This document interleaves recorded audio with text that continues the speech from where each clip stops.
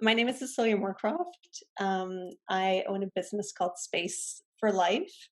I'm a clutter coach, a life coach, and I'm a longtime meditator. Not something that I talk about a lot, but I also do one-on-one meditation work with people. I do a technique called IST, which stands for Inner Space Technique.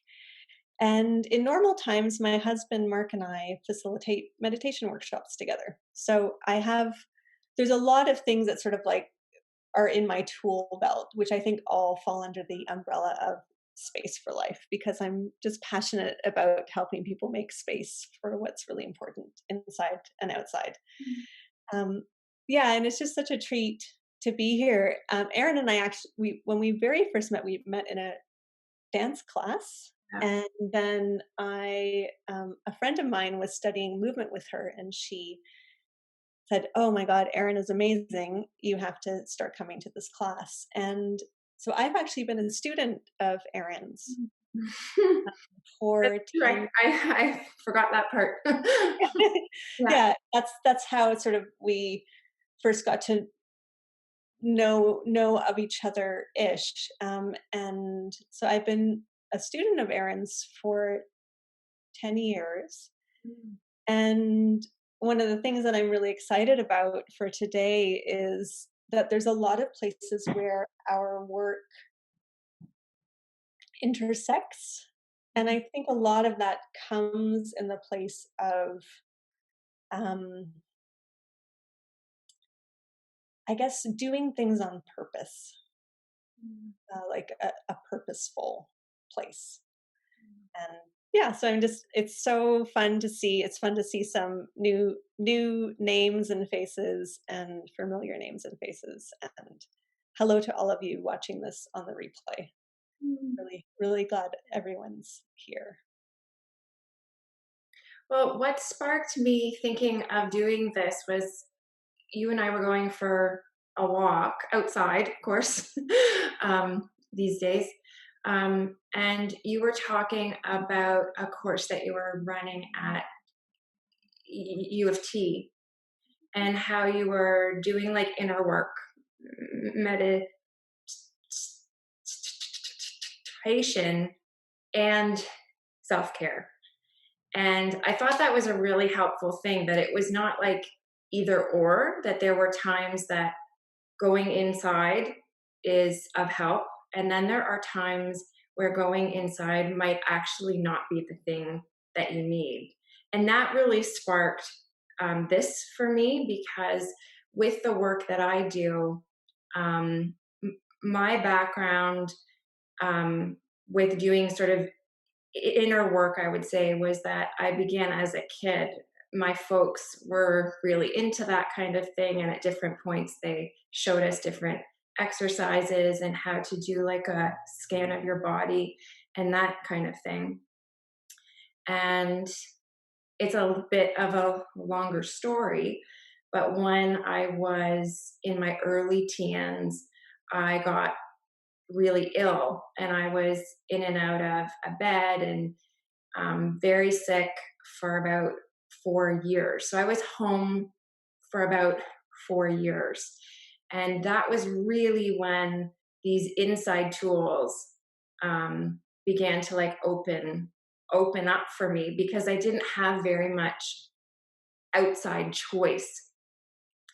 But then once I've done more work with my body, I've really found that there are times where the energy and our support needs to actually be in action and be out in the world and be doing something and be going more outward than always inward. So I'm very interested with how those two things work.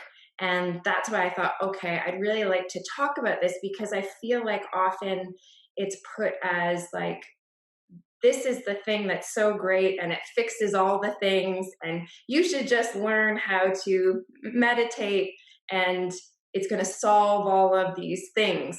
And I find that every time I talk with you, you have a very human, no BS, real approach to these tools are awesome. And you might also need other things. So I just thought perhaps you could talk a bit about that because it certainly got me thinking about being able to have this conversation. Yeah, and thank you. I should add that I am a workshop facilitator and I run groups. I've run groups for CBC. I currently run a group for the statistics department at U of T, which is the self-care meditation and self-care group. And it's interesting because the way that that came about was because of the need. And so we started out as a meditation group, and it very quickly became clear. It started to become more of like a meditation support group. And it became clear that, like, especially once COVID, because we started in person, Mm, and then once we shifted to online, these are professors, these are the admin people who work at the statistics department.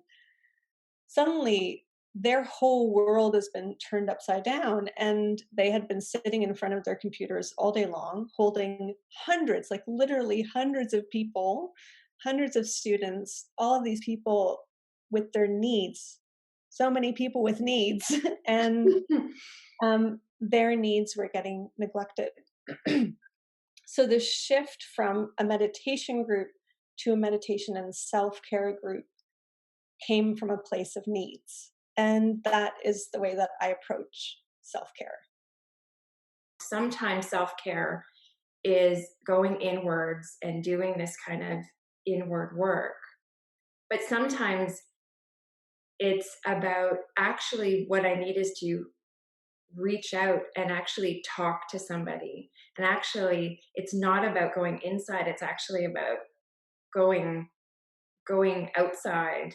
And what I notice is the biggest impact for me when I spend a bit of time, you can call it being still, doing inner work, however you want to name that, is that I become a bit more aware of what's going on for me. So for me, when I did my time, I did a bit this morning and I sat down and I started to do a scan and I just began to weep. Mm. And I didn't even know that I was holding, we're in the third wave here. Things are locked down and sort of this grief just came over me and this like breaking through of this heaviness. Like it was just the feelingness of feeling what's going on for myself, but for other people. Like it's also when we're in something like what we're in, it's not only what's going on for ourselves, but we're observing and seeing the people that we love and know, lose people, lose jobs, be scared for their parents, their grandparents. Like it's, there's this, um, but that was an experience of because of where I am right now with a young child, which hasn't always been, it's so busy that this bracing I can be really cut off from what I'm feeling in this busyness. And then there's a bit of space and there's just room for it to be felt and room for it to move. But I observed how much I was avoiding subconsciously and consciously. Like it's like I kind of didn't want to sit down and be still because I was like, I don't want the stuff. Like it's almost like a feeling, even though it doesn't make sense. Like I don't want to cry right now. Like there was, you know, so um,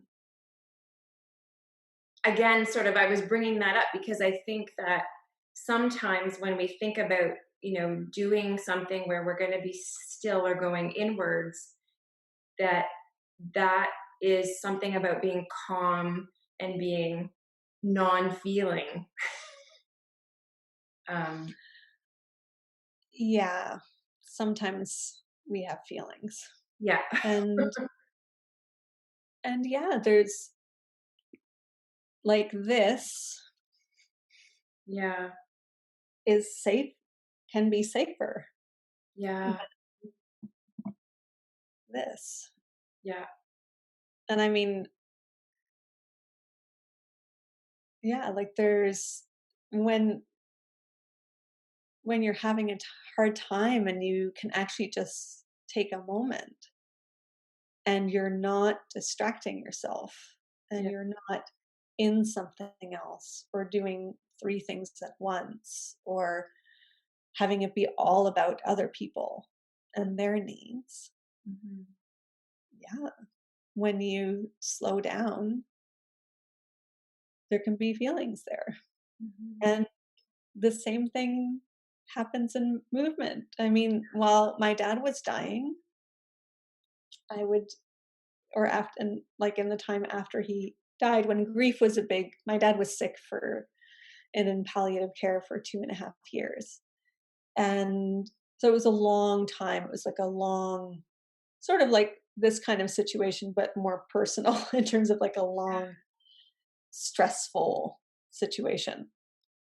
And there were some nights that I would come to class, and as soon as I lay down on the mat, I would just start crying Mhm. because it was like, oh, suddenly I needed to be with myself. Yeah.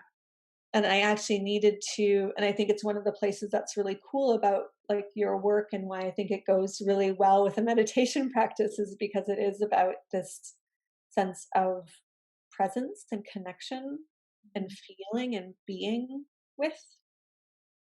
Um, but when we turn our attention from, the screens, all of the things that are grabbing us, or in like in the meditation work that I do, we would say exvoluting us. They're pulling us out of ourselves into the world, into a screen, this pulling out, Mhm. which is very different from the reaching out Mhm. when we ask for help to help us be more with ourselves. Um, the pulling out, when we actually take time to turn inward, ooh, Mhm. and that's required, Mhm. right? Like if we're going to have a moment and actually feel, I mean like right now, we could take a moment and just feel what it Great. feels like to be sitting on a chair. We Mhm. sit on chairs all the time. How often do you take a moment and actually feel what it's like, where your body is touching the chair? And you can try it right now. Shall we try it? I think we should, yeah, if you Do a could, little yeah, connection exercise. yeah. Um, so you can have your eyes open or closed, whatever feels right or safe. And just notice what happens. It's like, so your attention has been turned outward, maybe into watching us on the screen. Maybe you've been looking at your phone on the side. So I Mhm. invite you to put those things down. And even if your eyes stay open, just inviting your awareness to turn inward. And when you first do that, you might notice that you actually want to move, or you notice that you're uncomfortable. So if you're uncomfortable, you can shift your body, you can shift your weight, move your body a little bit, and then just start to notice where your body connects with the chair. I'm going to close my eyes now too and do that. And so you can just take a moment and scan. So scanning your body, starting at the top of your head, working your way down the back of your neck. And you're just looking to see which parts of your body are in connection with something, the chair, your own body, the floor, and which parts are not. So scanning your upper back,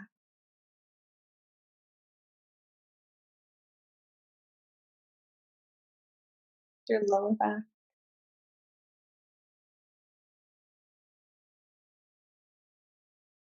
your bottom, backs of your legs, your feet.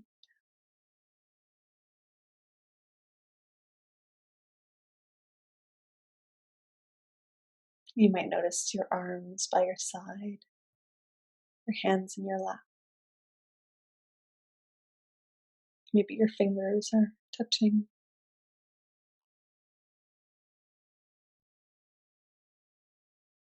And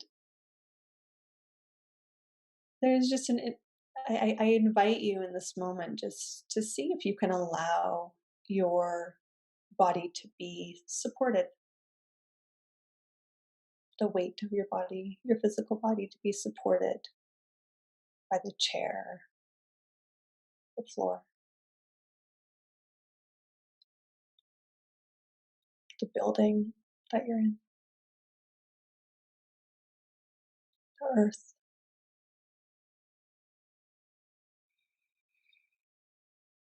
Hmm.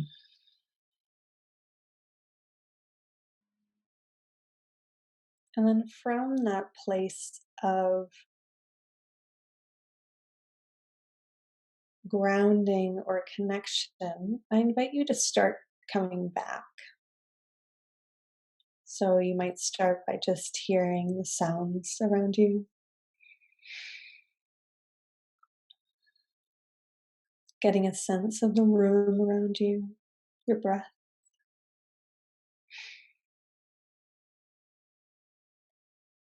Starting with some small movements, stretching your body. And then when you're ready, you can open your eyes if you close them. And the invitation is to see, and I'll actually invite you to look around your space a little bit. Look around at the things around you, the colors, the shapes that you see. And just seeing as you look around if you can stay connected to your body on the chair. If you can stay connected to yourself. And then we'll come back to each other. What I love about that practice is that it's so simple. And it is something, it's like, or even like the simple practice of just taking a moment to notice the sensation of your breath. So you don't even need to change your breath. You can notice how it feels, the temperature of your breath, or noticing what parts of your body move as you breathe, how the fabric of your clothing shifts as you breathe. What I love about these practices, and I should say that they're different than the meditation practices that I do. I sort of see them more as like awareness practices, but they can take something that's always there, your breath, what's supporting you, whether you're standing, sitting, and it's just the difference. And I would actually be curious to, you can put in the chat, like what you noticed when you let that awareness turn from this exvoluted state, this outward state, to a more involuted state. And there's what I like about that is that you can kind of use it at any time, right? You don't even need to close your eyes to just take a moment and like feel and let yourself be supported. It's like, can you let yourself be supported by what's underneath you? Thank you so much for that, Cecilia. Mm. It was, it again makes me think back to that time with my daughter, and I'm in a bit of that time now with what's going on with a young child and having a business and all of that stuff is I observed this feeling, which was, somewhat true. Like I just kept having this feeling of like, I don't have enough time. I don't have enough time. And then I got really annoyed with just the same complaint inside my own head. And I thought, well, is this actually really, true that I don't have enough time? And it was really, I started to bring some of more of these tools, which is so interesting to me because they are things that I did for years. But when we're in a point where we're really overdone, it's so easy to forget really simple things that can help. And like you were describing, this like bracedness, um, and this sort of overdone busyness feeling, which can be amplified by this very externalized, like we're receiving tons of input and then we're on these things all the time and you've got all of these things going on that, just taking, I don't know, we took 2 minutes, 3 minutes, 5 minutes, um, that what I observe is that time feels different, Mm, you know, yeah. that feeling of being so squished, um, could feel different and that you don't have to wait, and I started to experiment with that, even in a day where, our dishes are everywhere, there's toys everywhere, it looks like an explosion, we have film equipment, like I can actually take 2 minutes right now, you know I can actually, and just, there is some space even in all of that, and that from that place, again, it's not like it fixes everything, it's not like it's like, oh, I feel great now, but it does give me more room inside, more room to to choose. I think that for me is a huge part of it, is you can put a short bit of time in and it really gives you back, and as you do it more choice, like because there's like more room. Hmm. Um, Yeah, it reminds me a little bit, and I do want to. There's a couple of shares on the chat that I want to um, just bring yeah. on the table. But I remember in class once somebody asked about like dealing with computers, and you said um, just every so often take a moment and look around. And it's so amazing. It's like, oh, wow. Like if you it's the thing that is the hardest is the shifting out of the grasping or the bracing or the out, the exvolution just to a moment of looking around, Yeah. of doing something different. It's like the disruption. Um, Laura said the chair practice, how easy it is to get into a quiet place once you pay attention, but how hard it is to begin. Yeah. Yeah, the beginning is the hard part. So, one practice that I like to begin, and I learned this from a YouTube video, is just so if I'm stuck on my phone and I'm like, okay, I have to get off, or I'm stuck on Facebook, or I'm stuck anywhere, I'm stuck in anything. Um, it's you just count. It's a countdown, 3, 2, 1. Like put your phone down. uh, But you can also I use it to stop things often because that's like one of my issues. I get sucked into things. yeah. Um, but you can also use it to start. Like Mm, 3, 2, 1. Look around. What's it like? What does your breath feel like? And Barb shared, I started crying as soon as you mentioned it, Mm, and continued as we did that awareness moment. It felt so good. mm, Yeah, it's important to, we do need to make space for our emotions. mhm. It's part of the experience. Yeah. And naming things, Anne Marie said naming helps. Yeah. Yeah, I mean, I think we know this, but how, particularly in the Western, like, way that we live, is there is such a feeling of urgency. And I noticed that within the field that I'm in, that even when people go to work with their body or exercise, even the energy of trying to change the the body, there's a feeling of like, let's do it now, let's get it done, it has to happen. Like there's so much urgency. And I think there are certain times that are urgent where you do have to act now, and you can't stop, or you have to deal with the thing that you have to deal with.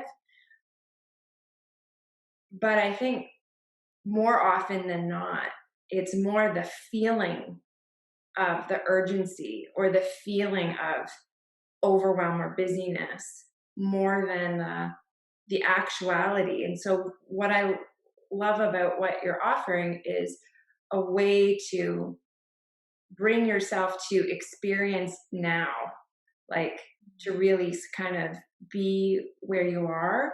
And one of the things that I work with in my in my work is that for some people, going inwards and feeling their like body is not a particularly safe thing. But what you can do is you could do the same thing that you just did with your eyes open and orient to your space. So you're still the thread that is the same is you're giving yourself time to orient and to observe like what's going on. And if it's a time period or there's things going on for you, that going into your body either brings up too much, like, so for example, if there's too much grief and it isn't the time to open that up, you can still come into a place that's more still, but you can orient more outwardly than going into feeling all of this stuff. So for people that get really flooded, really overwhelmed, and it's too much, and you have to sort of titrate that experience, I just want to offer that you can also do the same thing with your eyes open and see your chair and see your body on your chair and see that the chair is on the ground and see that the ground is in your home and is on land, and there's like, right, so orienting to the body um, isn't always calming or safe. And I think that there's a difference between this feels like this feels hard, between it feeling hard and feeling like this is too much and it actually being too much, right? And so I just wanted to give some other tools of ways that people can um, be still or observe or create that space for them. And that can be an orienting outward or inward thing that still is quite quiet, if if that makes sense. Yeah, the thing that feels the most important is that it's on purpose, Yeah. right? Like taking a moment. And I'm curious, I know that we don't have that much time, but I'm wondering if anybody has any questions. Um, we want to make space for that. I see somebody has come on camera. Hey, Laura. Um, Cecilia, when you were talking about this morning and doing a meditation, and that didn't quite get you grounded, and you need to journal, and then you needed to do your angry dance. Um, I've been feeling that a lot in the last couple of days where my usual practice is not cutting it. And so I'm curious about um remembering, trying to figure out how to remember, oh yeah, I need more. Because that's what it is. It's like, okay, but wait, I have a practice, but it's not right now, it's not enough. And so anyway, that I was just curious about um, your story. Yeah, well, I mean, I guess what I'm curious about is like what would work for you, right? Like I'm because I think for all of us, what those tools are going to be different. And so is it like a checklist? Is it like a maintenance checklist of like where you can actually go and scan and be like, oh, call a friend, call a friend. I need to call a friend. Oh no, I need to see a human face. I need to see somebody's face. Actually, wait, hold on a second. I'm thirsty. I Mhm. need to drink some water. Right? So we like what can be helpful, and if you're interested, I'll put a link in the chat for actually, why don't I'll just do that right now. I did a podcast about self-care for lawyers It was and great. I heard it. for female lawyers, and I made a little like quick tips for self-care. So I've just put that in there. You can like put in your email address and download a copy of that. But what I find really helpful when it comes to like thinking about needs, thinking about self-care is thinking about needs. And what I like to do is look at Maslow's hierarchy of needs. You might have seen it. It's like a triangle. And at the bottom are your very basic human needs, like food, water, shelter, safety. And then we go up from there. And so sometimes it can be helpful to sort of like go through and look at actually look at the little pyramid of Maslow's hierarchy of needs and see, oh, do I need to talk to somebody? Do I need somebody to tell me that like I'm okay? Right? Do I need some affirmation? Do I need connection? And I know that it's hard right now with COVID. Like there's some things that aren't on the menu as easily. But like with one of my clients who's really feeling isolated, I suggested that he go and because he really loves nature, I'm like, I wonder what it would be like to go and hug a tree. What do you think about trying that? And so it's like sometimes we need to get creative with our needs, especially these days. Um, but that's a good place to start is like sort of like going through, have my basic needs been met? Do I need a nap? Right? Do I need to eat? Do I need to ah, lose it like a 2-year-old? Do I need to cry? Do I need to connect? Um, yeah. Does that give you some ideas? Yeah. And you said something about your WhatsApp group. Is that like you check in every day and just say, I'm doing this or I'm doing that? I see. Just kind of like accountability or, yeah. Yeah, and I mean, I think the hardest thing, so it could be a WhatsApp group or a Signal or Telegram or Facebook or whatever. We have so many options of how we can connect with people. I think the hardest part with that is actually like reaching out and being like, "Hey, do you want to be on an accountability group?" Or I think sometimes it can even be better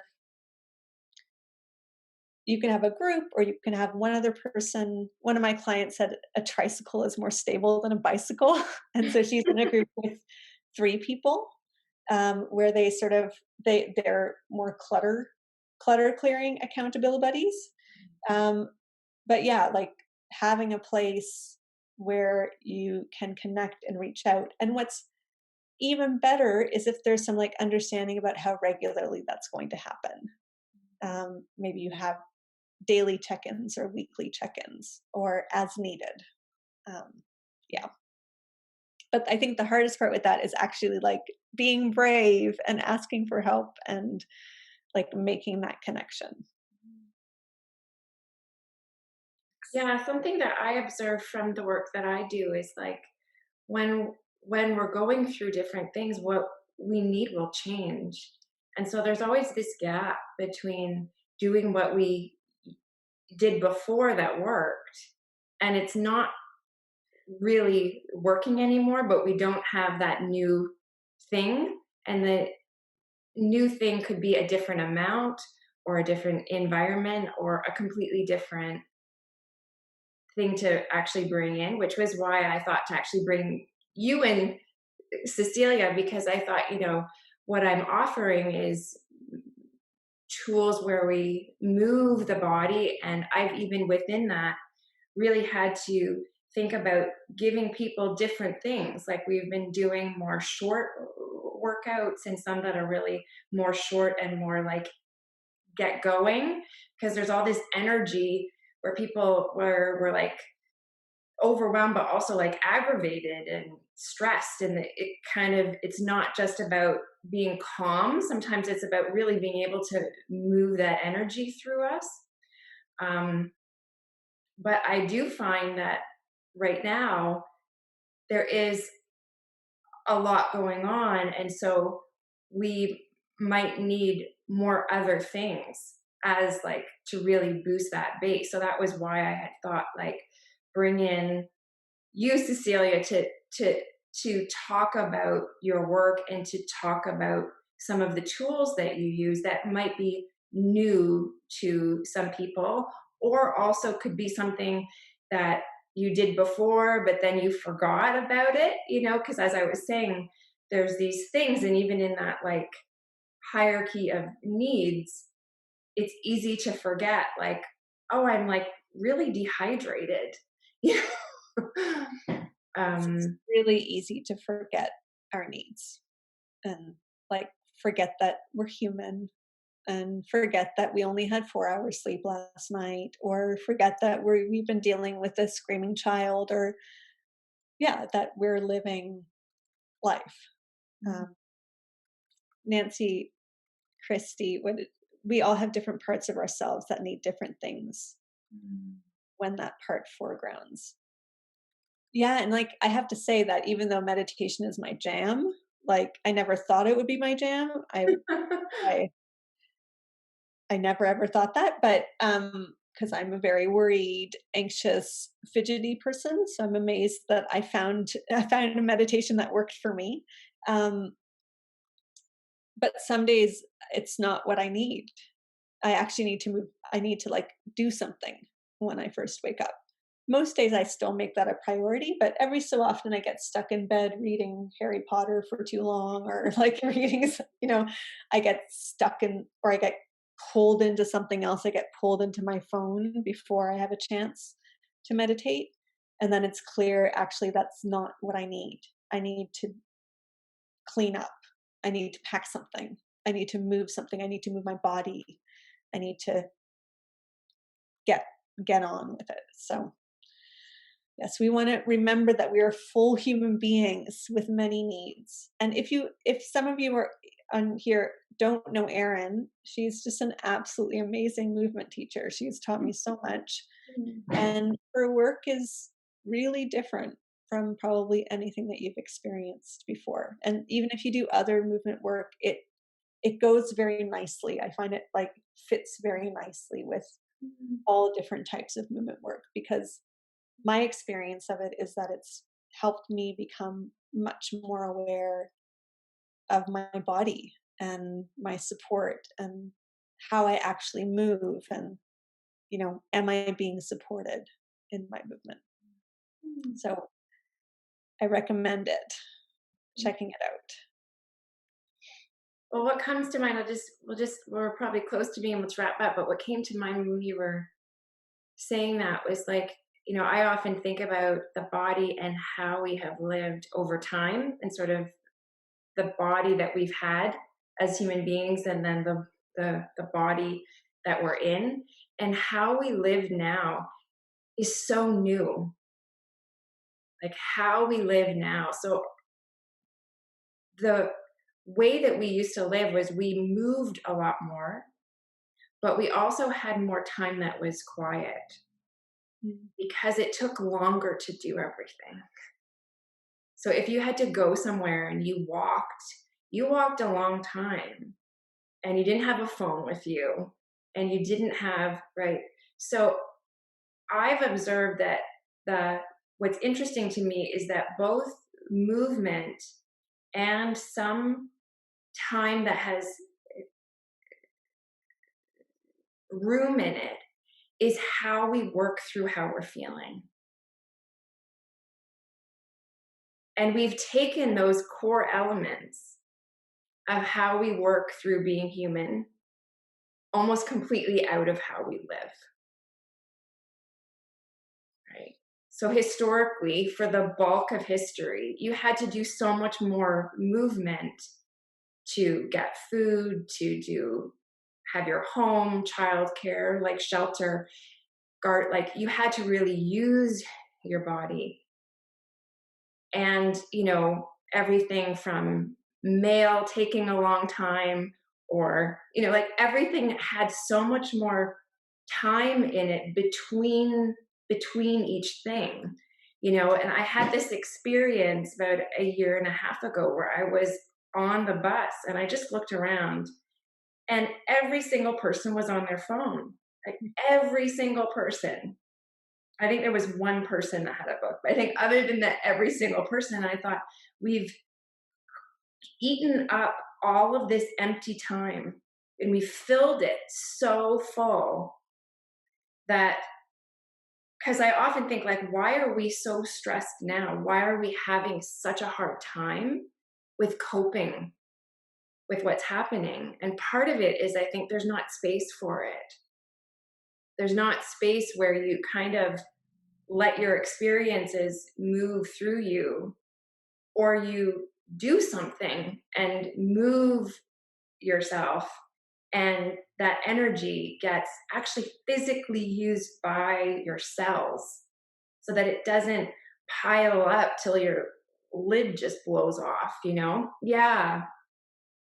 So anyways, that was part of what I've been thinking about a lot, and how can we bring in some of those like elements that I think as human beings we have used for thousands of years to help us be human, you know? Yeah, and I think especially now, I mean, it's one of the reasons why the meditation group turned into the self-care group, because it was so clear, like, that this group of people had lost all of their transition time.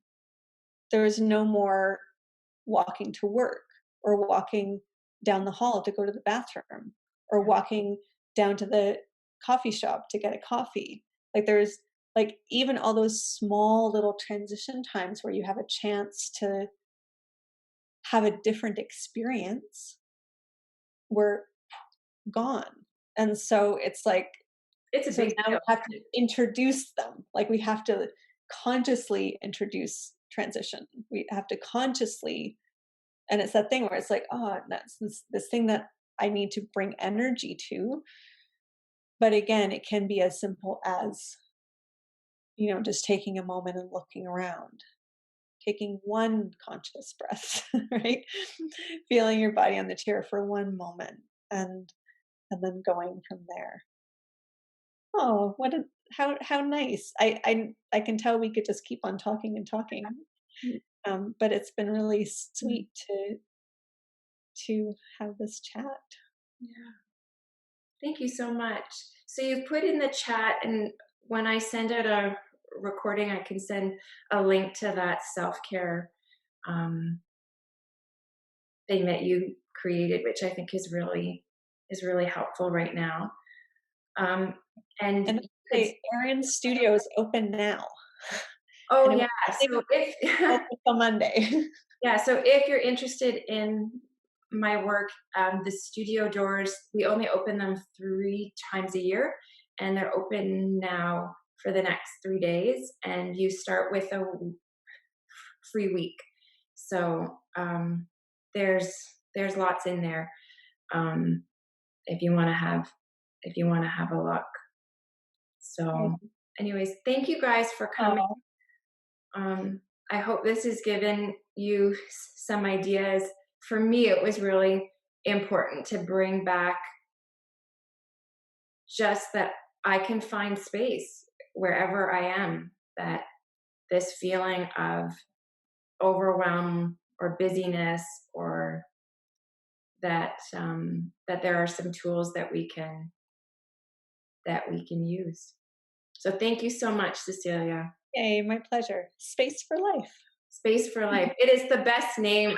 I think it's an awesome, such a great name, because it's so true. It's like creating space, but for life. It's And fabulous. being in body. Yeah, being body. Thanks. Oh, Yay. okay. Thanks so much, everybody. I Bye, hope you have everybody. a good afternoon.